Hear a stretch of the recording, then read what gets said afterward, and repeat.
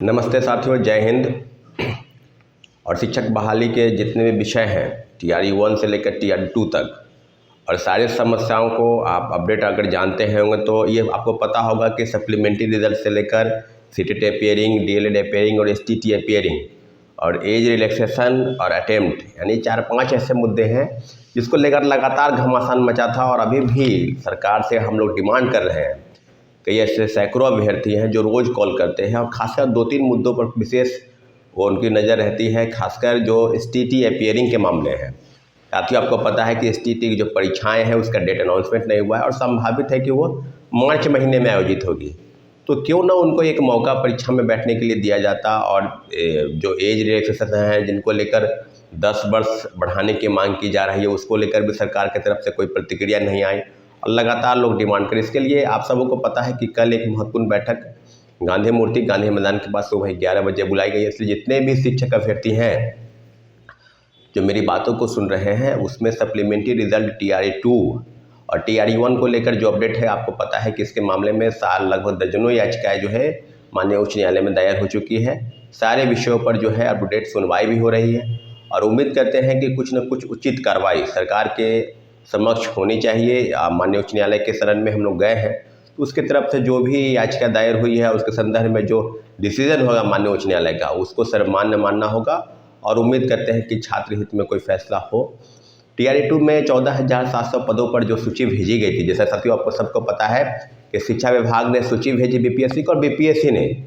इंतजार किया, नहीं रिजल्ट पब्लिश किया और दोबारा शिक्षा विभाग ने वो सूची जो है वो चिट्ठी जो है वापस ले ली। तो अप टू डेट आपको सारी चीज़ों पर और जितनी भी चीज़ें थी आपको पता है कि डिप्टी CM से 2 बार मुलाकात हुई, 14 फरवरी को फिर 19 फरवरी को। उन्होंने आश्वासन दिया था कि इस मामले में STT अपियरिंग, DLED अपियरिंग और सप्लीमेंट्री रिजल्ट को लेकर जो उनका वक्तव्य था कि शिक्षा विभाग कैसे से कर सकता है कि चिट्ठी भेजकर वापस भेज सकता है। और BPSC ने इस मामले में, BPSC और शिक्षा विभाग ने दोनों मामले में लीपापोती कर ली और जितने भी अभ्यर्थी थे TRE 1 से लेकर TRE 2 तक जो पूरक परिणाम के मांग को लेकर लगातार विरोध कर रहे थे उस सारे विषयों पर अगर बात करेंगे तो अब जो चीज़ें हैं उस मामले में सरकार के तरफ से कोई संज्ञान नहीं लिया गया। और आगे क्या होगा, क्योंकि फॉर्म भरने की आखिरी तिथि कल ही है और कल ही एक महत्वपूर्ण बैठक भी बुलाई गई है। तो अब क्या फॉर्म अप्लाई करने की तिथि बढ़ाई जाएगी, STT अपियरिंग वाले को मौका नहीं मिलेगा और सारी विषय पर और सप्लीमेंट्री रिजल्ट के लिए जो डिमांड थी, जिनके एज ख़त्म हो गए हों, जो परीक्षा में बैठने की जो बाध्यता है उनकी समाप्त हो गई है, तो क्या उनको मिनिमम कट ऑफ को अगर कोई पार कर लिया है, चाहे वो TGT, PGT और TRE सब में 1 to 5 से लेकर 11-12 तक,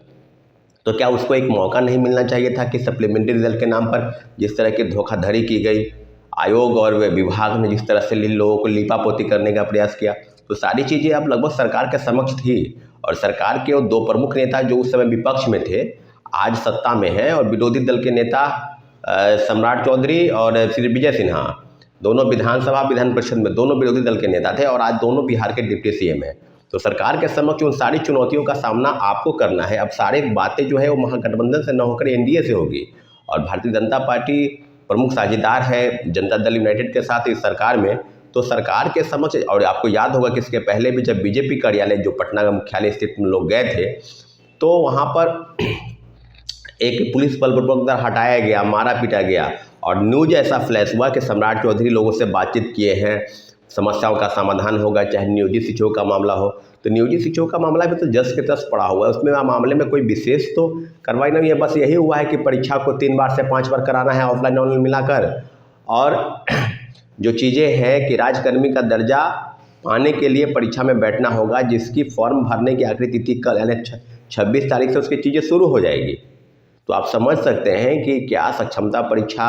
में बैठना, राज्यकर्मी का दर्जा लेने के लिए अगर आप फेल करते हैं तो नौकरी से वंचित होना, ये सबसे बड़ा मुद्दा है जिसके लिए राज्य सरकार बिल्कुल गंभीर नहीं है। और लगभग 1.5 लाख से ज़्यादा आवेदन सक्षमता परीक्षा के लिए नियोजित शिक्षकों ने अप्लाई किया है। आप सबको पता है कि सारे मुद्दे, सारे विषय सरकार के संज्ञान में होते हुए भी अभी मामला के पाठक राजभवन, विधानसभा में उनके दिए गए वक्तव्य और जितनी भी चीज़ें स्कूल की टाइमिंग को लेकर जो विवाद है,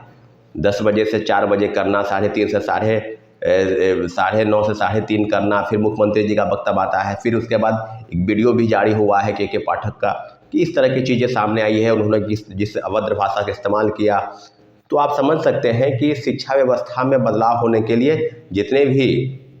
नियम कानून या जो भी संविधान के तहत चलना है, विधि सम्मत चलना है, उसके इतर कुछ अगर बातें होती हैं, चाहे कोई भी व्यक्ति कितना भी पावरफुल क्यों ना हो, उस सभी को एक विधायिका, न्यायपालिका और कार्यपालिका के अनुसार अगर आप हैं उसमें, तो आपको एक लॉ के अनुसार आपको चलना होगा। लेकिन अगर शिक्षा विभाग के किसी भी विभागीय मंत्री या सचिव का दायित्व होता है कि उस विभाग के कामों को, सरकार की जो दायित्व है या सरकार की जो पॉलिसी है उसको सही ढंग से इम्प्लीमेंट करें। लेकिन यहाँ पर तो उल्टे सरकार ने, अगर आप शिक्षा विभाग के सचिव हैं तो शिक्षकों से आपको बातचीत करनी होगी। उल्टे शिक्षकों के साथ अभद्र व्यवहार करना, कई वीडियो उनके जारी हुए हैं। किसी भी विभाग में जाते हैं तो अपने आप को रॉबिन हुड, पता नहीं क्या समझते हैं वो, और मुख्यमंत्री जी तो उनको नाक का बाल बना कर रखे। और आपको याद होगा कि जो व्यक्ति नाक का बाल है, आज ना कल वो गले का फांस बन जाएगा। और जितने भी सदस्य हैं, चाहे शिक्षा निर्वाचन क्षेत्र से चुन कर आए हों, विधानसभा या विधान परिषद में जो चुन के आए हैं, सभी के बीच में एक सत्ता पक्ष हो या विपक्ष हो, सभी के लिए कहीं ना कहीं सिर दर्द का कसीर दर्द बन गए हैं के पाठक। और के पाठक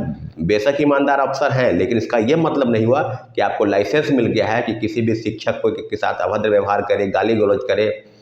कई जनता के प्रतिनिधि होते हैं जो मेंबर ऑफ लेजिस्लेटिव असेंबली हैं, उनके साथ आपने गलत व्यवहार किया, राजभवन के साथ टकराव हुआ, गवर्नर के पत्रों के द्वारा जो पत्रचार हुआ उसके बीच में भी काफ़ी चीज़ें ऐसे हैं जो आप राजभवन से भी टकराना चाहते हैं, यूनिवर्सिटी में भी आप अपने पावर का यूज करना चाहते हैं। तो यूनिवर्सिटी के जो हेड होते हैं वो वाइस चांसलर के हेड होते हैं, वो चांसलर होते हैं, यानी गवर्नर होते हैं। तो गवर्नर के साथ आपकी क्या बातचीत हो रही है, तो आप समझ सकते हैं। के पाठक के विवाद को जल्द से जल्द सुलझाना राज्य सरकार का दायित्व है। मुख्यमंत्री जी के कहने के